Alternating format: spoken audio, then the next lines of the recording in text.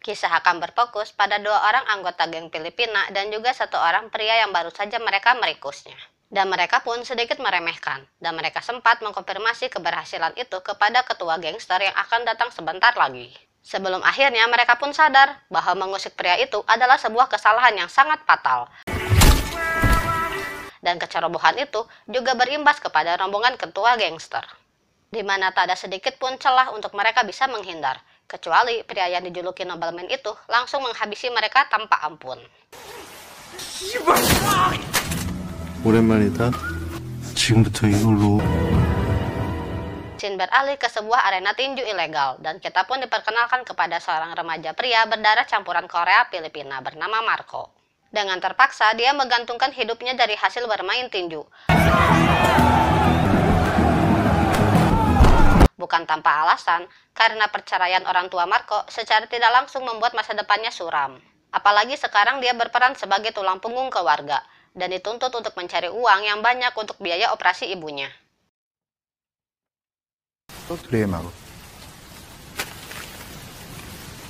And take care yourself with that man. Esoknya, Marco mendatangi panti asuhan tempat dulu ia dibesarkan, dan pemiliknya bernama Kim.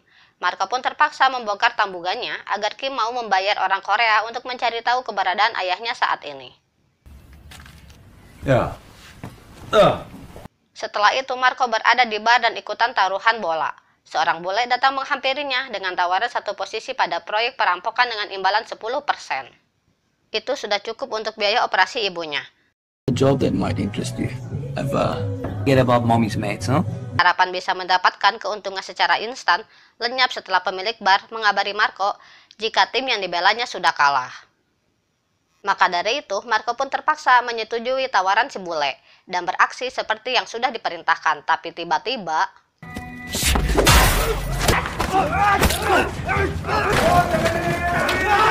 saat posisi Marco benar-benar terpojok, dia pun menodongkan pistol yang si bule berikan, dan tanpa disangka pistol itu tidak ada pelurunya. Dan Marco pun menyadari misi ini hanyalah sebuah jebakan. Beruntungnya, Marco bertemu gadis Korea yang nyaris menabraknya. 일단 병원부터 먼저 가. Tak lama setelah Marco selesai diperiksa, dia mendapatkan uang dari gadis itu, dan Kim pun mengabari Marco untuk mengembalikan uangnya yang sudah dia berikan kemarin. Dan menyampaikan kabar baik soal ayah Marco yang ternyata sedang mencarinya, dan hal ini merupakan suatu keberuntungan, di tengah kebiasaan pria Korea yang kebanyakan watados saja. 내 아버지가 너 치마 뿌려놓고 튀어버린 모양 그걸.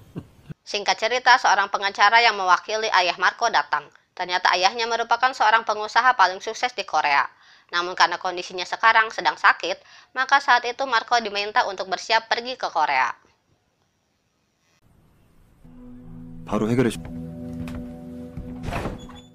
Di sisi lain, terlihat postingan berita terkait skandal perebutan hak waris perusahaan Jong Group. Dalam hal ini tertuju pada seorang pria bernama Han, di mana Han yang berambisi menjadi pewaris atas semua aset tersebut tak ingin ayahnya mati dulu. Terlebih, Marco, anak bungsu dari keluarga ini, masih dalam perjalanan. 좋죠. Kembali kepada Marco yang berada di pesawat, yang tidak bisa tidur, apalagi dia dikejutkan oleh kemunculan Nobleman, yang tiba-tiba membisikkan terkait rencana rahasia di balik kedatangan dirinya. Namun Marco tidak merespon bisikan pria asing itu. Setibanya di bandara, sekelompok pria langsung menjemput kedatangan rombongan pengacara yang membawa Marco. Dan terlihat juga penampakan Nobleman yang sampai sejauh ini belum diketahui misi apa yang sedang dia jalankan. Di saat hari mulai pagi, terlihat Han yang berada di sebuah pinggiran hutan, di mana bermula dari pemberitaan yang dinilai telah menyudutkan dirinya. Maka dua karyawan perusahaan yang terlibat pun dihukum dengan begitu kejamnya. Di saat yang sama, mobil pengacara dalam perjalanan akan segera tiba.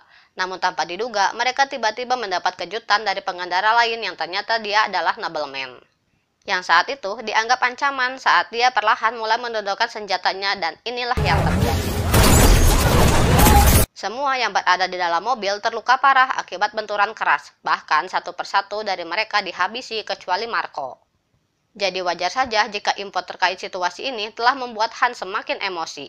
Apalagi ketika Nobleman dengan berani menggertaknya dengan meminta uang 10 juta dolar sebagai tebusan.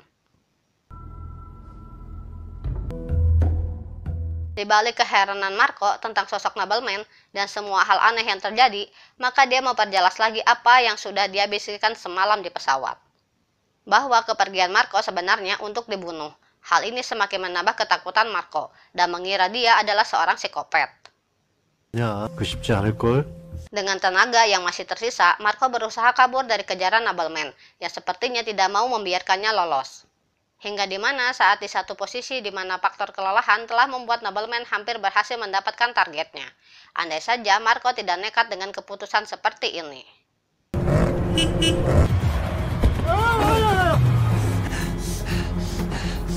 Pada akhirnya, Nobleman memilih untuk berhenti mengejarnya, hanya karena tak ingin kehujanan yang akan merusak penampilannya. Di sisi lain, terlihat Han yang kecewa, namun terlepas dari situasi yang ada, dia tetap fokus dan optimis dengan apa yang telah direncanakan. Artinya, dia harus bisa membawa Marco ke tempat ini bagaimanapun caranya. Sementara itu, Marco berusaha menghubungi kontak pada kartu nama yang pengacara berikan di awal, dan seorang wanita meresponnya. Namun kemunculan Nobleman di sana membuat Marco kembali melanjutkan pelarian.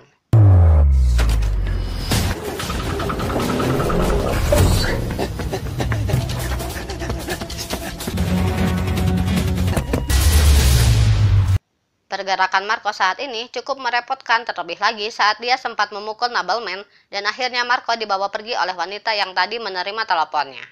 Di mana wanita itu ternyata adalah gadis Korea bernama Lee Sung yang dulu pernah menyelamatkannya.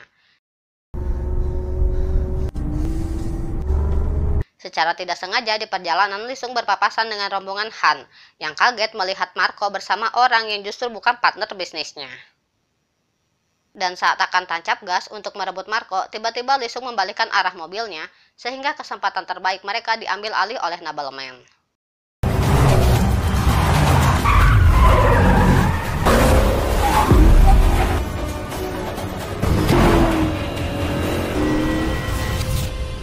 Karena kecerobohan yang Nobleman lakukan hampir menjadi malapetaka, setidaknya Lee Sung bisa membelokkan arah mobilnya ke dalam hutan, dan dijadikan momen untuk membeberkan tujuan misinya.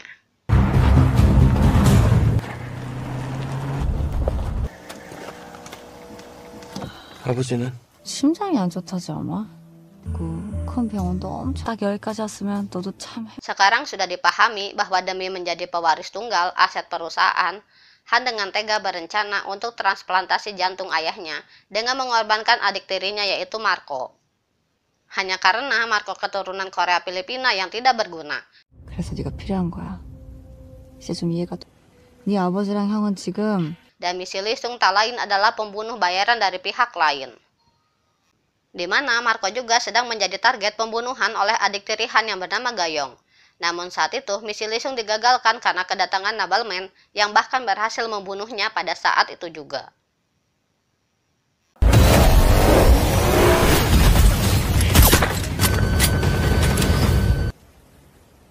Di sisi lain, Marco berhasil kabur dengan kondisi kaki yang pincang, namun sialnya dia justru ditemukan oleh Han dan anak buahnya. Dan terlihat Gayong yang merasa sudah kalah terlihat menghina Marco. 좋아? 이 접종이 이렇게 하나같이 Tanpa buang waktu, Han menginstruksikan para dokter bedah untuk bergerak cepat. Sementara itu, Marco yang sudah paham dengan semuanya seketika berontak. Dan setelah itu, obat bius berhasil ditancapkan. Dan transplantasi jantung pun akhirnya dimulai. 9 jam waktu yang dibutuhkan Han untuk istirahat sejenak sambil menunggu prosesnya. Namun baru selang beberapa menit, suasana di ruang operasi mendadak kacau, karena suntikan bius tadi seolah tidak mempan membius Marco. Dan saat mereka akan melakukan pembiusan ulang, tiba-tiba... Ya, salah satu petugas bedah adalah ternyata Nobleman. Yang diam-diam, dia telah menukarkan obat pada pembiusan. Dan obat bius yang asli dia suntikan kepada para petugas medis di sana.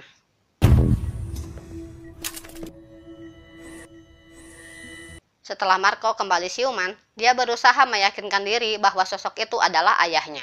Seandainya benar dia ayahnya, tentu saja dia akan peduli. Mustahil jika mencari Marco hanya untuk dikorbankan.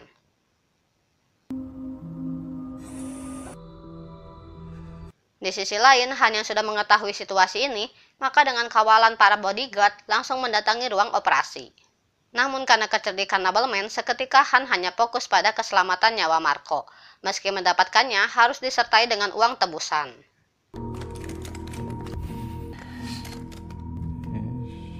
Intinya, Han tak punya pilihan lain, kecuali harus mentransfer uang senilai 10 juta dolar. Namun saat transaksi hendak dilakukan, terlihat Gayong yang akan membunuh Marco dengan tangannya sendiri.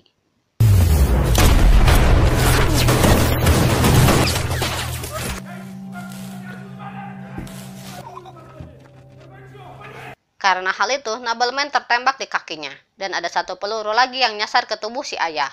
Hal itu membuat Han sangat marah. Dan dengan sigap, nobleman menjadikan Marco sebagai sandera. Dengan situasi seperti ini, Han mau tidak mau harus melanjutkan transaksinya. 일단 총질한 건 니들이다, 내가 아니라.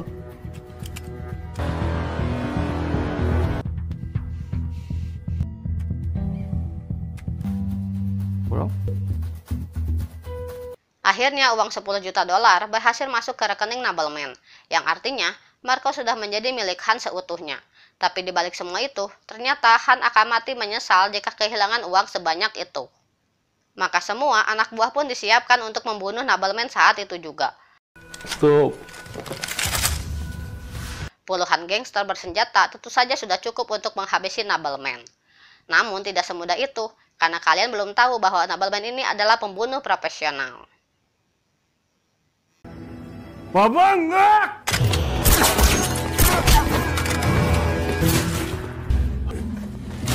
Mereka pun akhirnya dibantai habis oleh nobleman.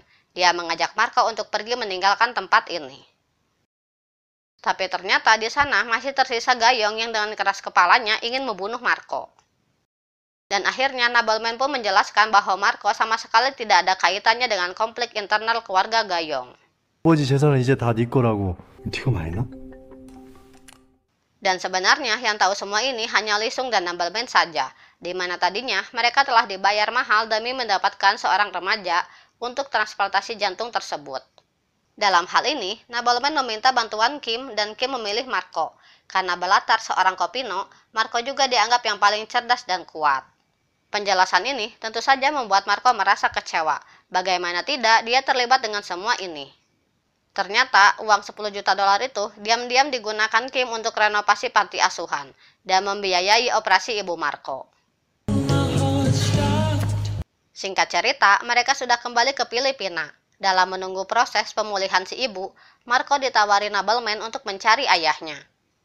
Marco yang merasa trauma tidak mau mendengar sosok itu lagi dan film pun tamat. 나 지금 시간이 별로 없어.